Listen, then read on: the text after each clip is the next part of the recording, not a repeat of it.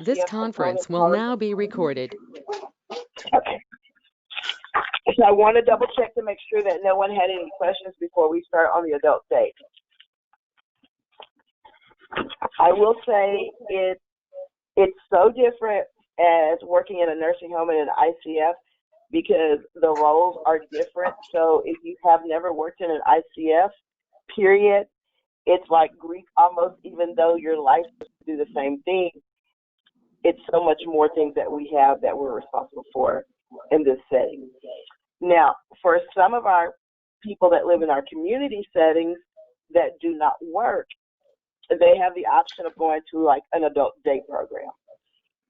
Some of the facilities like Life Senior Services, they do accommodate our population, but in some cases, if they're violent, then people have to deny them access because they have to protect everyone that comes in. So basically, I'm not going to keep you guys long, but I wanted to cover and highlight some of the key points of the adult day program. So if you have your packet that Z gave you of the guidelines and the rules for the adult day program, if you will get those. And it's Title 310, Chapter 605.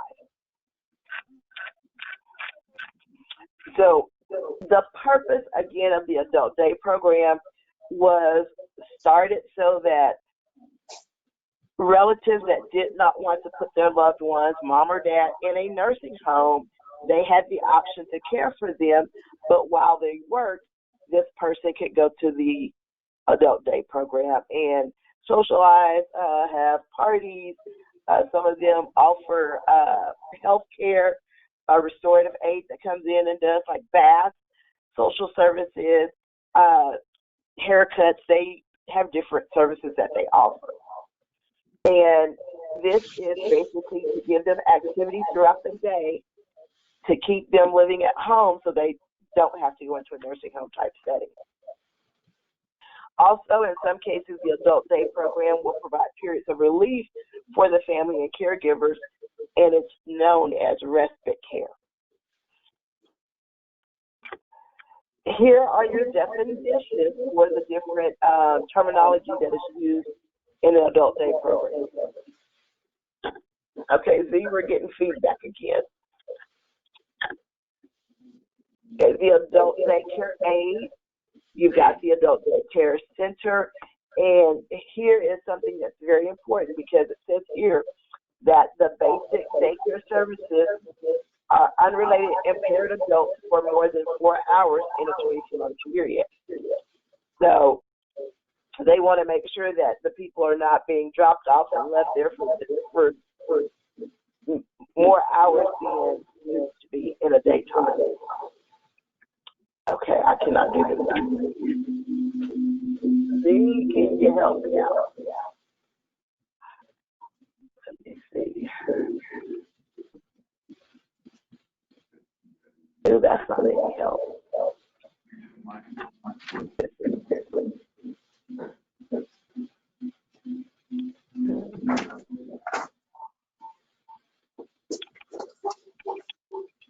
That's going to help any. Nope. Okay, I don't know. Is that better? Well, we're trying to, we were getting feedback. Yeah, I think that's better now. Okay, great. Thank you. Okay, so these are your definitions and your terminology, so become familiarized with those because you may see them on your test. And the test is not hard. There's just some questions that may allude to the adult day program, but basically reading this entire packet would help you pass the test that covers all of the state requirements. They are surveyed pretty much on an annual basis like the nursing homes and the ICF facilities, but because of the shortage of manpower, they may have different people surveying them like life safety code, although they do not fall under the umbrella of the health department. In most cases, they're kind of like health department and DHS to a degree. So They can serve people under different programs. They can do private pay. They can do the community home and base waiver. They can do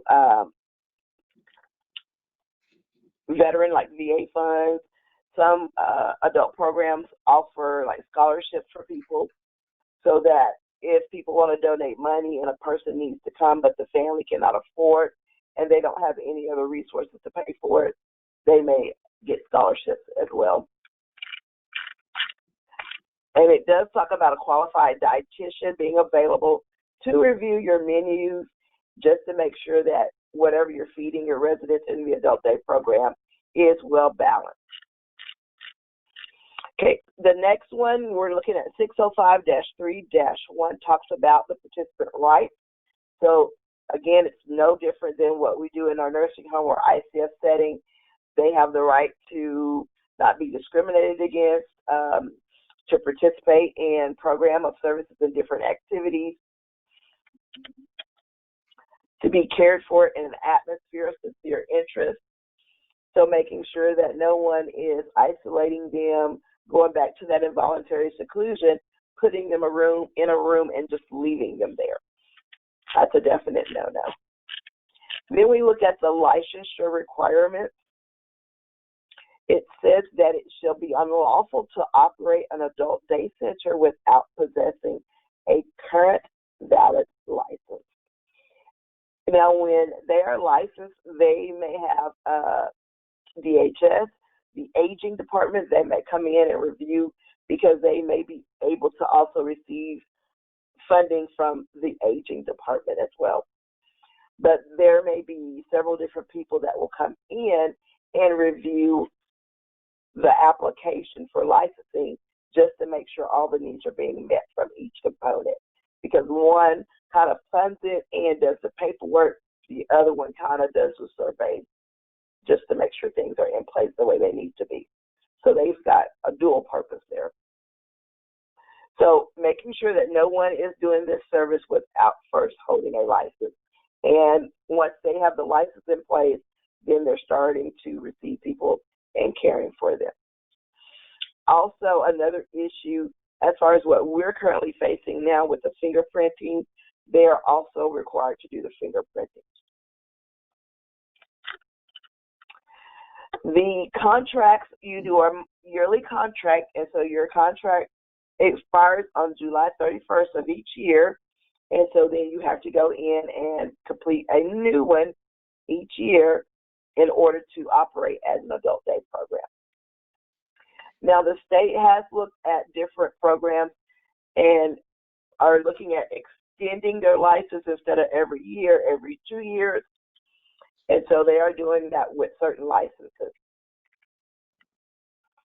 Here it says that you have to pay a initial fee of $75. And I don't know if that's gone up here recently. I know they talked about it, but I'm not sure. And I apologize, guys, because my voice is on the edge right now. I'm about to lose it. Okay, the application for licensure can be filed at least 45 days. Now, when we do, like the ICF, when we do, say we open up a new facility altogether, and we have to wait for the health department to come in after everything has been approved for people to move in, we generally have to move one person into that facility, do a plan, have staff interacting with them, caring for them, the whole 9 yards, before they will come out and give us the okay. During that time frame, it can be 30 days to 60, 90, 180 days before they will come out and survey, depending on what we have or they have going on. But in this time frame, in the ICF, you don't get paid. So if it takes 6 months, you got one person that you're caring for and staff that are caring for them that you're having to pay until they actually come in and do the initial survey and license you. But in the adult day program, it's totally separate. Once you receive your license, you can start bringing people in. Okay, inspections. Inspections are done at least annually. And I think right now they may be on target, but I know in the past they've kind of been behind, so it may have been every 2 years, but they should be on track now. But they are inspected on an annual basis. The center shall have 10 days after receipt of the notice to complete any violation. And then any corrections they're stating needs to be done within a 30 calendar day. Now, the sanction part of it is when we get into serious issues that they find are deficient, they can impose sanctions and revoke your license if it's severe enough. Say, for example, now this is not something that's happened in Oklahoma, but as an example, say that you have an adult day program that you do have a license for and you are running, and all of a sudden something suspicious is going on, and there are people frequently coming in and out of that center on a regular basis. And you later find out that they've got something illegal going on in the back of the adult day program. And so basically the way the surveyors are going to review that is, first of all, it's a law enforcement matter, but as far as the people that are coming and being served on a daily basis, are they being put at risk? Also, your adult day program cannot be inside of another program. It needs to be separate where they have their own entrance, exit, and so forth, and their own supply areas and own space. So it cannot be within another area or business. And also, as far as when you are, say you want to do an adult day program, you cannot put it right next to another adult day program. You have to put it based on the guidelines that they have written. It cannot be next door or even so many miles outside of the next one. So, and then this is talking about the sanctions. And your sanctions, again, is when they suspend your license, revoke it, and normally those penalties come with fines. Okay, we're going to go over to the next one. Organization and the administration. Governing body, again, you're going to have a governing body. Now, in the adult day program, it states that the adult daycare center shall have a governing body that has full authority and responsibility for operation of the center. Centers owned and operated by a sole proprietor may be governed by a single person who assumes that responsibility. So basically, you should have something written where the board has assigned an administrator to oversee the daily program in the adult day program. And that's where 605-7-3 comes in place. Whoever they assign, basically, it needs to be in writing, because when they go through and do your initial survey for you to open and have people come in, they want to see that this person has been cleared to work in this program. Here is number 605-7-4. This is the enrollment criteria. You would have to have written policies and procedures that address the enrollment criteria, hours and days of operation, rates and payments, types of services, medication and how you're going to store and administer medication, also observing privacy. And your policy should include admission and discharge, personnel policies, personnel records, general records, emergency services. So your policy should cover all of those different areas. So let's go back to the first one, enrollment criteria. The written enrollment policy shall contain specific admission criteria. Basically, in some cases, they might not allow a person that's on hospice care, depending on the severity of it, to be able to come to that program. So it just depends on the person's level. Hours and days of operation, you need to put that in your policy. Your rate. And basically your rate, if you are an adult day program and you provide services to people in the general public without resources and their private pay, basically you cannot charge them while over and above what the government reimburses. Charges for basic services, services that may be obtained on a fee basis, and that can include like nail care, hair care, different things like that. Types of services that they provide. They may provide speech therapy, physical therapy, counseling, transportation, and so forth. Medication storage. There needs to be an area to store the medication separate from everything else, making sure that anything that is a narcotic is locked up at all times, and even for things that need to be refrigerated, making sure that it's separate from all other things and under lock and key so that no one else has access to it. Admission and discharge. Now, this says that an application for enrollment is to be completed prior to or upon admission to the center. You need to have a current medical report, medical assessment by the person's physician, and that has to be obtained within 5 days of that person coming to that program. Now, when I did the adult program, we only served people with developmental disabilities, some from the community and some from the actual ICF program. But we had to have written agreements based on admission, discharges, and discharges have to be talked about on admission. People have to understand your criteria for discharge, because in our case, basically we can admit somebody, but they are under a honeymoon phase or grace period where we are still assessing and learning that person.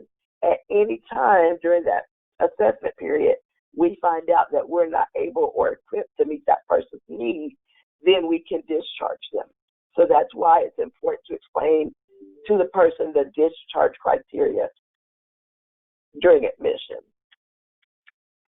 It says provision for emergency discharge of participants. Say you have someone that comes in and is threatening to kill people or put people's lives in danger. That person can be immediately escorted out by law enforcement and no longer able to come to that adult day program. Also, some other situations may be someone that has a habit of stealing, hoarding, or maybe when they did their background check or whatever, it was not in the records that that person had a history of violent sex behavior or a sex offender. So that's something else that you would have to address in your policy. If there is a separate location in your facility to accommodate, that's up to your facility, but you want to make sure it's addressed in your policies and your procedures. Okay, personnel policies and so forth, that's kind of given. One thing that you also want to know is that your employee and participant records shall be retained no more than 5 years. Keep them for 5 years. After that, you can get rid of them. And most companies are now going to electronic, where they can scan it in and keep it on a floppy or one of those thumb drives or just on their backup in the cloud. So they have different ways of maintaining that electronically so that you're not keeping all this paper, because after a while it becomes a nuisance and rodents want to eat it, so therefore you're losing it. So there are other ways to back up your documentation and keeping it if necessary. Emergency services, you're also going to cover in your policy what is your procedure and technique. Say one of the residents starts to, or the participant starts to complain of chest pain, and you suspect that they may be having a heart attack. What is your written policy for handling that? Do you call them 911? I would hope so if that person is really crucial, but in some cases it may be that they want them to go other places besides a particular hospital that is close to your center. So you want to make sure that you have that information up front. Residential and visiting pets. Anytime that I know we periodically have people that bring pets in, even Safari Joe would bring pets in periodically, the snakes and all kind of different animals. But we want to make sure that anytime, even in the ICF and the nursing facility, anytime that they are permitted to have a pet, you want to make sure that that pet receives all of its necessary vaccinations and so forth, and that they are checked. They go to the vet on a regular basis to make sure that they don't have something that they could give to another person, vice versa. I actually had the opportunity to see a dog have head lice. I've never seen it before in my life, but we were led to believe that humans could not get it, but I found a child that had it, and it was similar to what he would experience with just human head lice, but it was from his dad's dog. And so he was able to be treated for it, but I mean, these are things that we normally hear and think that, okay, this will never happen. So we want to make sure that we're not bringing animals that have not seen a vet, have not had proper immunizations coming in, because, of course, whenever we bring them in, our residents are going to want to pet them and let them get up in their lap, depending on how big they are, and so forth. So we don't want to be putting our participants or residents at risk. It says that the center may have no more than 2 dogs or cats as residential pets unless the center has received prior approval from the department. I know in some cases we've tried to implement the eating alternative where we bring in birds and different pets just as a comfort to some of the residents or the participants. It says that you have to provide proof of current rabies immunization and certain shots that they're supposed to have periodically. You have to provide and keep that documentation on record for your survey team when they come in. Okay, y'all, I'm about gone now. Another thing on the admission part of it, whenever you're going to admit someone, you want to make sure you have any order. Say you have to administer medication, you have to have a physician's order for that medication. You also need the physician's name and telephone number, because at any time there is a question regarding a medication or something you have to administer, you may want the nurse to get clear-cut instructions. Date of the last visit, current illnesses or health problems, current medication, and current dietary restrictions. Again, the medical assessment, physical must be done within 5 days. And the individual will have a written plan based on what they're supposed to do during the time frame that they're attending that adult day program. So upon admission, that caseworker will have to go in and write a plan for that person, and that needs to be done, but it also needs to be reviewed every 6 months just to make sure there are no changes or adaptations that need to be made to the person's plan. Now, why do you think we have to do all these plans and documentations? Why do you think we have to do all of that? Is it just because we like wasting paper? Why do we do it? To stay in compliance. Okay, staying in compliance, but it's also a way of showing the person that are funding that program that we are doing due diligence for that person and providing them with the necessary care that they need.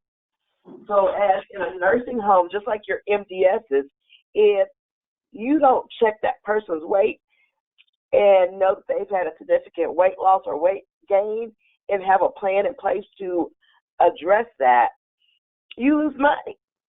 So most of these are money-driven situations that we have to take in consideration because, like I said, in some cases, we may lose money if those particular things are not done. In addition, you have to be equipped with that information to know what is expected of you. And all arenas, the adult day program, the ICF, and the nursing home.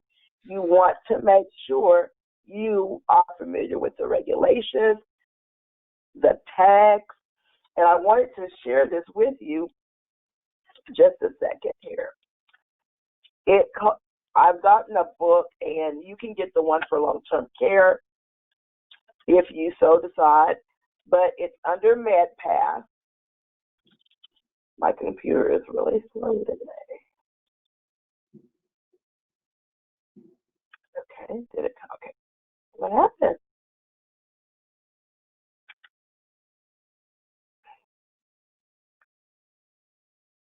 Okay, here we go. So it's called MedPass, and under MedPass, they've got a lot of different forms, like they've got this infection prevention and control reference guide, but you can scroll down. It's got information on MDSs. It's got quality improvement tools, and it just depends on how much money you want to spend. But as you scroll down, it's got behavior forms, billing forms, behavior monitoring and tracking forms. But I want to get to the your survey forms, your regulatory guides. Let's go there. Okay, so here, let me move this back, sorry.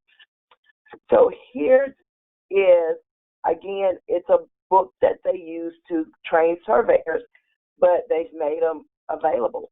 So this one is for long-term care, and this one here has the flash drive that comes with it.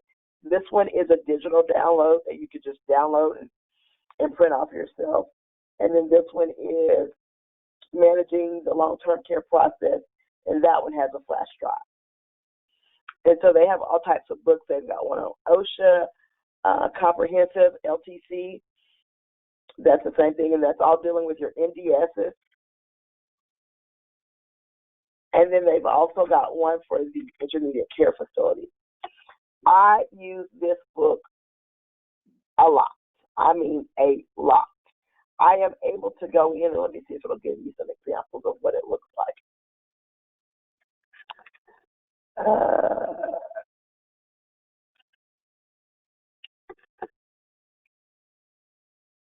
So this is basically the way it looks, and this is the overview that it goes into, but it breaks everything down for you and explains exactly if there is a certain tag that you may want to research and find out more information about. You're able to flip through it quickly and find what you need. And I know in the ICF book, it gives you a table of content so that, say, for example, you want to go in and find out something about nutrition. Then you can go and look at it based on that particular one. And the other one may be a little bit different. Let me see. Why can't I go back? Did I just do the whole thing? Okay, I think I just lost the whole thing. But you get the point as far as with that particular book. You're able to go in, and it's got several different reference points.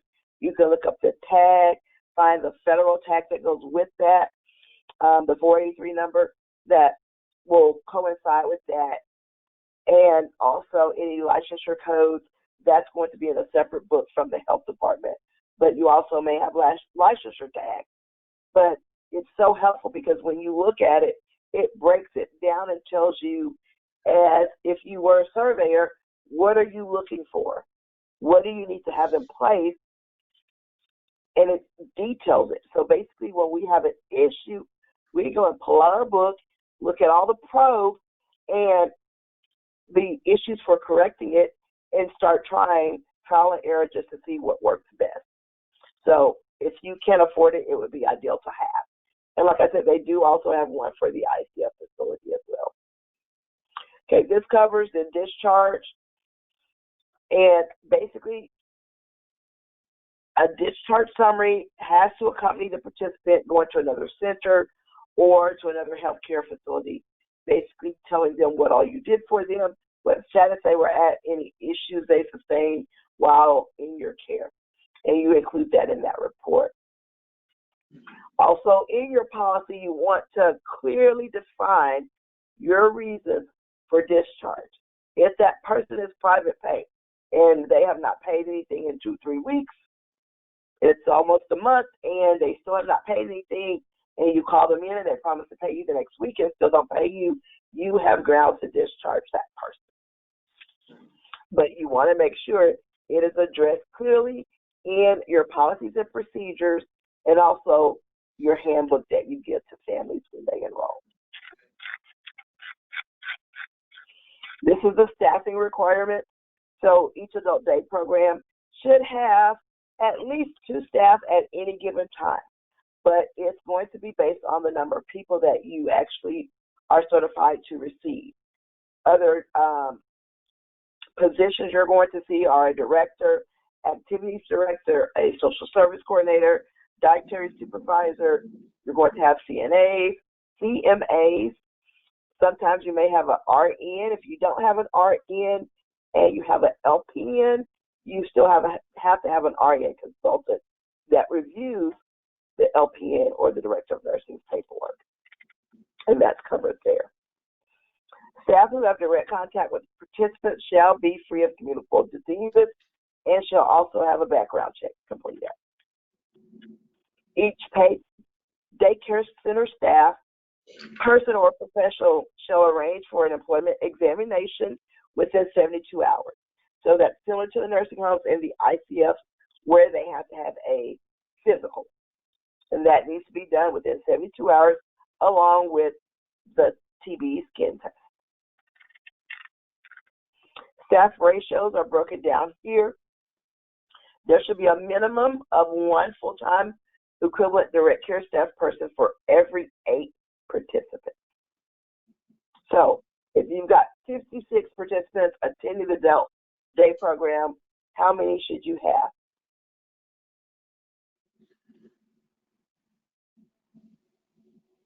7. 7. And B says there shall be at least 2 responsible persons at the center at all times. It can be a manager and a staff member, but at all times there needs to be 2 people. It can be the cook and a direct care. But in the 2 people that are left behind at the facility, one of them has to be trained in CPR first aid if they are left behind for whatever reason. Say they go on a trip to Walmart or to the casino, and the majority of the participants went, but there were a few that were left behind.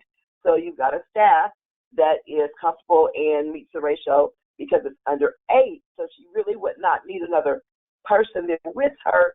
But for the simple fact, we cannot leave her alone, so an office person that answers the phone will count. You just need to have another person available. Staff qualifications, so it talks about the director, what that person shall have. And it used to be that that person could just sign up and be the director, but now they actually have to go through the administrator training for the adult day program and get a certificate in order to be the director of that program. Now, a licensed administrator can work any of the facilities. They can work the assisted living, they can be in the ICF, the nursing homes, and the adult day program. But if I go and get a license or certification just to oversee the adult day program, that does not mean I can go and run an ICF, an assisted living, or a nursing home. Staff qualifications, again, it's covered here. Basically a bachelor's degree, 1 year of supervisory experience, and so forth. Social services coordinator or case manager, they need to have a social service bachelor's degree in that area. The nurse, if it's an LPN, they have to have a consultant that is an RN working alongside them or basically reviewing what's going on.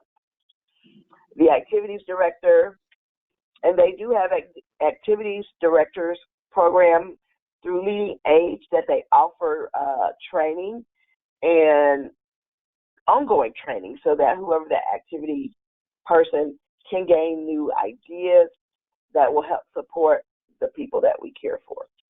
You've You've got the dietary supervisor and then the adult daycare aide. Therapists, consultant, volunteers. Now your volunteers, they can count in your ratio, but you have to be very careful and limit what they do. They cannot do any personal care. They can assist with playing games and different activities and stuff like that, but they should not be responsible for providing any type of care. Then you've got the direct care and then the driver. The orientation and training, every staff should be trained on the responsibilities of their job, and basically that's part of your orientation program. You're going to cover policies, fire safeties, because you also have to do fire drills on a regular basis. So you want to make sure that they're familiar with how to do those processes. And then just educating them on different illnesses, or say like that person, you may have a person that comes in that has Alzheimer's or dementia. So you want to educate your staff on what to look for and how to best serve and care for that person. Personal records, basically what you need to have in your personal records, your valid photo ID, position title, job descriptions, copies of the person's certification, education background, and their background check. Okay, let me see. Okay, this is the basic services here. In this here, the plan activities on number 3, the adult day center shall provide plan activities during at least one half of daily operation with a minimum of 4 hours of planned activity. Now, at this current time, based on the fact that we have COVID, that has been overlooked and we're not pressuring that. But we try to also look at other ways to get those certain activities, like bringing those things into the program, into the center. So just thinking outside of the box, if I can't go there, what can I bring in that would simulate, and so they would still have that same experience. And also there has to be a monthly schedule of activities hanging up. The menu needs to hang up, so when family members come in to pick up their loved ones, they can see what activities are going on. You may have dress up week at your center, and if the family does not know about it, in order to assist their mother or father, whoever they're bringing, then it may cause that person to be depressed because everyone else is coming in dressed up, but they didn't. And it's a mere simple error of we did not communicate that. So you want to have some way of making sure that these important things are being communicated. So what some facilities do, they have a monthly schedule of what's going on, and first day of the month, they're giving it to that family member to alert them on what's going on. And in some cases, you may even want to highlight the important days just so that nothing is missed. Okay, social services, this part here is basically your social worker and the services that they provide. It may be to the point that some adaptive equipment is needed in order for this person to be more independent or successful, having them to maintain these things for themselves so that they don't have to go into a nursing facility. So in that case, we're going to make sure that the social services works together with the nursing staff so that we can inform the family of different resources that are available to help that loved one. Nutrition and food services, we follow the guidelines. And as in a nursing home and an ICF facility, basically there should not be 14 hours between the last meal on one day to the first meal on the next day. Because we do have a lot of people that go to bed really, really early. But we cannot let 14 hours go in between where they have not eaten something. A peanut butter and jelly sandwich, peanut butter toast, something substantial, because otherwise we also have to consider that these people are taking a lot of medications and different things, so we don't want to cause them more harm than good because we're not meeting those nutritional guidelines or just offering water throughout the day. Do we have like a station set up where they can go in and get water periodically or something to that degree. It's so important, but we want to make sure it's available, especially to those people who can access it freely. Here, the food service just talks about making sure you have a planned menu. You've got potable water available for hand washing or for general needs. Some places, some centers, adult day centers, will not actually provide food on site. They will have food catered in through Sodexo, where the meals are prepared at a central location and then delivered to those sites. So they may go through that situation as opposed to preparing the meals right there. Also, you want to give the family members copies of the menus at the first of the month so that they understand what's being served, because if it's something that their loved ones can't eat, dislike, or have a medical condition and have to avoid, we want to make sure that there's an alternative given to that person for that very reason. But we want to make sure the family's aware of it as well. If a person refuses to eat because they don't like the food because they're used to something or a different style of cooking, you can always offer that food come from home, or if we can accommodate that, then they would have to bring their food from home. So there's a dietary person that looks at diets, nutritionist that comes in and reviews that person and also the dietary needs, making sure that we have appropriate supplies on hand and that we're able to meet those people's needs that may need a little bit more assistance. Garbage is stored in a trash can that has a lid on it and can be shut. Emergencies and first aid, you want to follow your written plans for this in handling situations. It should be in writing and posted somewhere so that everyone knows if it's an emergency situation, this is the steps that we need to follow. And if it's by wherever your phone is located, that's the best place. Now, I've seen some people that have it on refrigerators in their personal home, but it's best in centers and places like this. We have it right next to the phone so that once we go to pick up the phone to call, the information is right there beside us. Okay. And this says the emergency phone number shall be conspicuously posted to include ambulance, hospital, fire, police when 911 is not available. And there should be at least one person on duty that's trained in CPR. There shall be conducted regular drills for all staff in handling different kinds of emergency situations. So you get to practice different things. It may be that there's a kitchen fire, or it could be an electrical fire.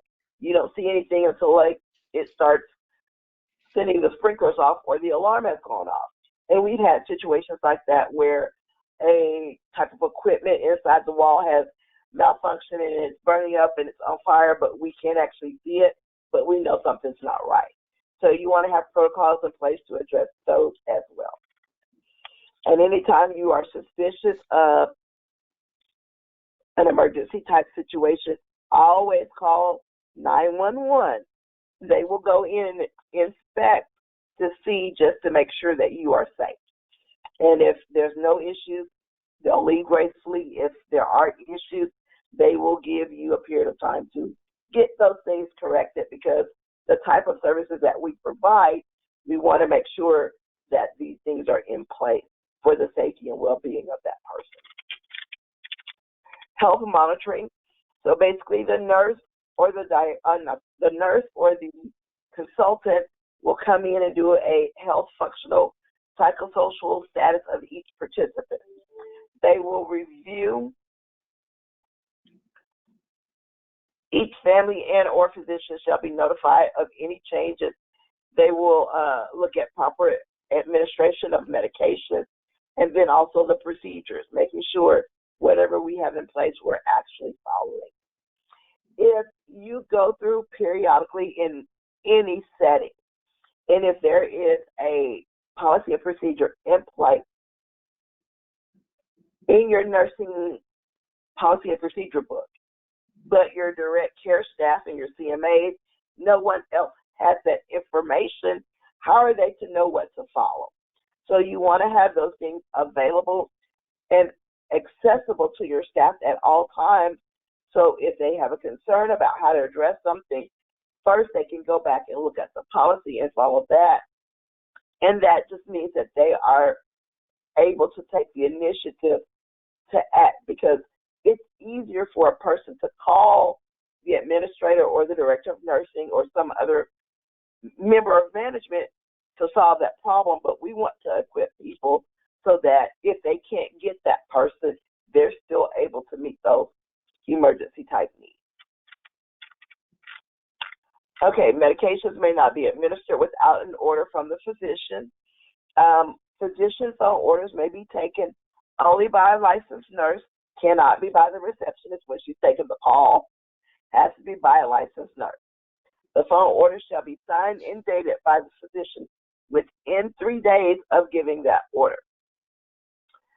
Or you can have the order faxed over from the physician himself and faxed over. Once it's faxed over, you don't have to call the physician and send out a paper for him to sign, because the paper that he sends over should already be signed. Okay. And then this is just talking about other medication issues, making sure that your medication is being locked up, especially controlled, and we've already covered that part. Also making sure the medication is stored in the appropriate temperature. Some medications cannot be out in the sun. Some medications have to be stored in the refrigerator or in dark places, so you just want to accommodate that so that it's effective to do its purpose. Okay, specialized services, again, that's going to be when we bring in the therapist, the person to do their hair, give them a bath, all those different things. Transportation may be provided by your center. It just depends. In some cases, you are able to contact the aging department or INCOG or different other programs like that in order to get money to assist in purchasing vehicles. So that may be something that if you are working in an adult day type situation that you may want to explore. Even if you're in an ICF, you can explore that opportunity as well.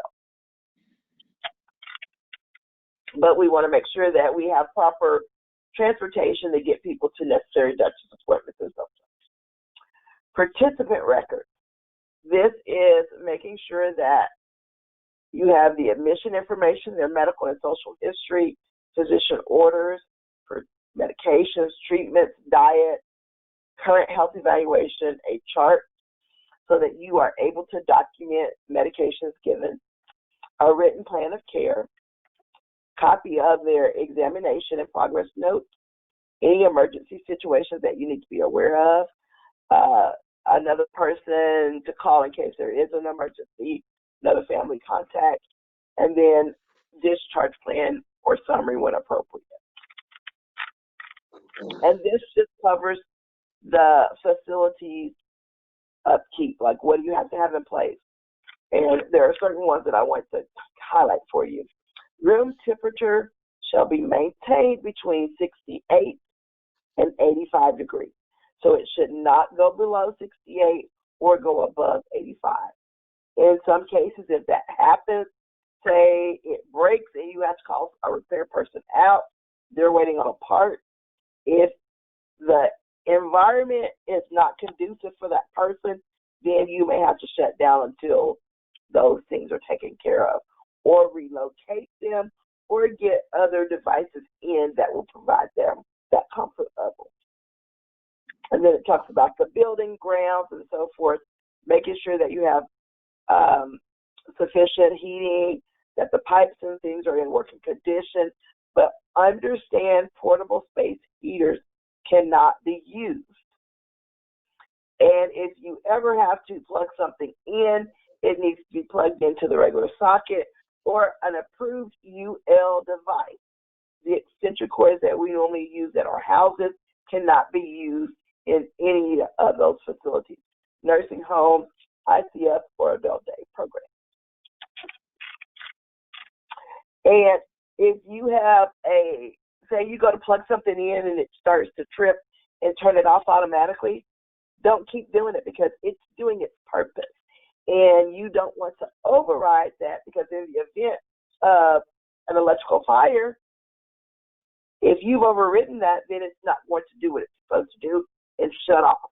So in that case, what you want to do is relocate some of the items that you have plugged in and call out an electrician, because also you don't want damage being done to whatever you have plugged into it, whether it's your computer or other personal items. You don't want to damage them if the fire breaks out and the wiring is messed up and plugged in and you go to touch it and something happens. Just be very careful and make sure you take heed to it tripping and going off automatically, because that's the way it's designed and that's what it's supposed to be. Making sure that the toilet room shall be within easy access. Each toilet shall be equipped for approved ventilation. There should be a separate room or partitioned area for temporarily isolating participants. Outside lighting should be provided. And then here it says a minimum space. Oh, I forgot this one. I'm sorry. At least one toilet and hand washing facility shall be provided for each 12 participants. So that just covers that part of it. The space requirements, a minimum of 40 square feet of space shall be provided for each participant.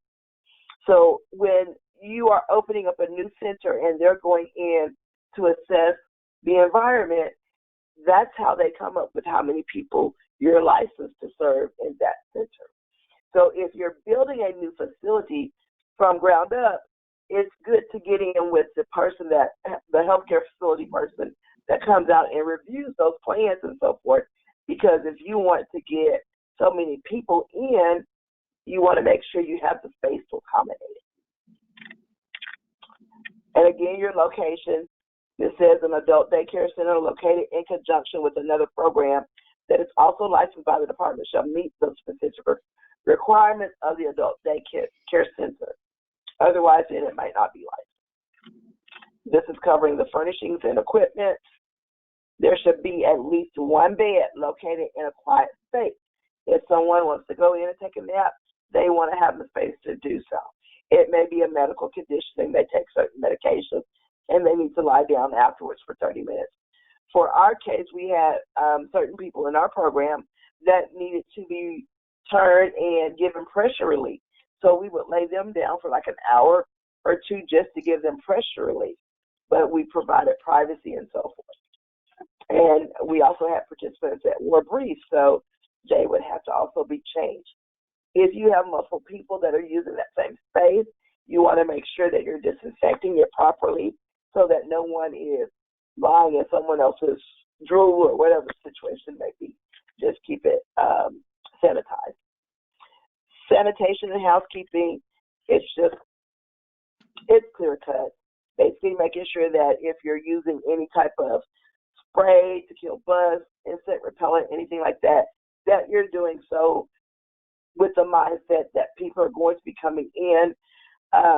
In some cases, you may want to do it on a Friday with a holiday coming up so that no one's coming in, because sometimes some of those chemicals can trigger that person's allergies, and you don't want people to calling off because of something that they've encountered at work.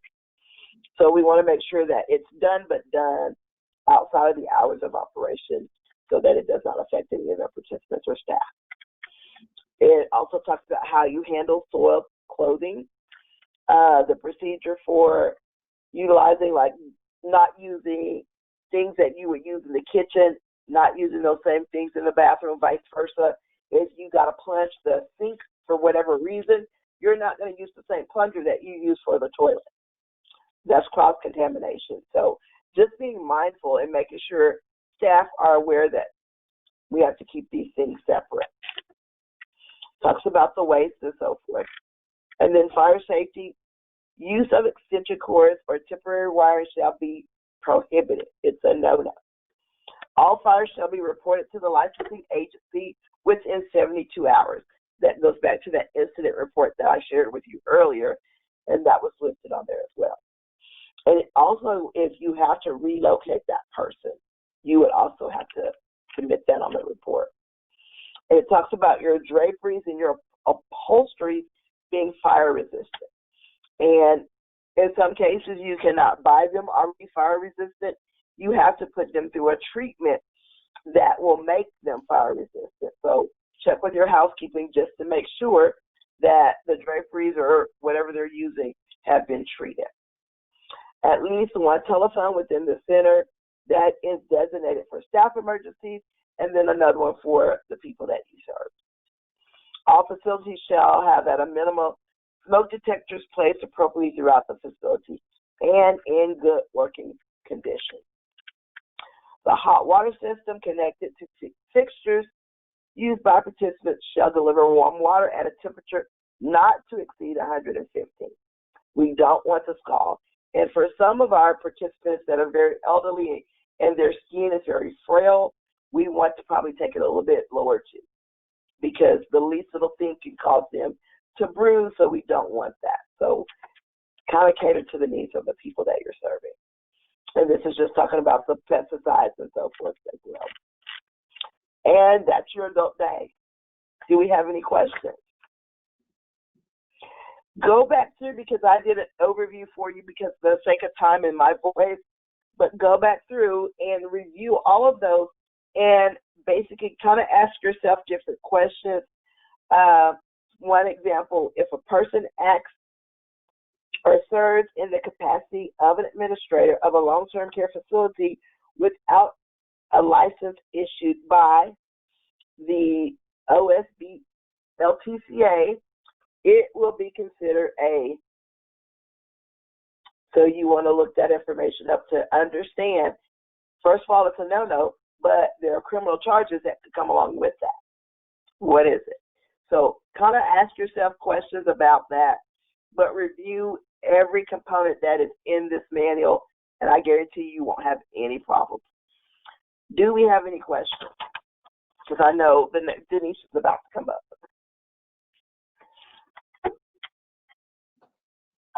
Any questions? Yeah, going back to the part with the 2 dogs or the 2 cats. Yes. Does that mean 2 animals period between those 2? Like, It's 2 periods. Okay. Not 2 each, but You 2 could have like periods. a dog and a cat, or Yeah. no more than 2. And again, you want to make sure that, first of all, if you've got somebody that's allergic to cats, you got to take that into consideration as well. I was trying to go back to it. But yeah, it's 2 periods. Okay. I was trying to go right back to it. I think I passed it. See, I can't do my search on here. Let me see if I can. Search. It won't let me do my search.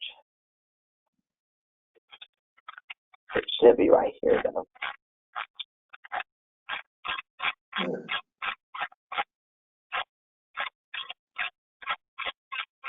Does somebody remember what page it's on? Because I know I passed it.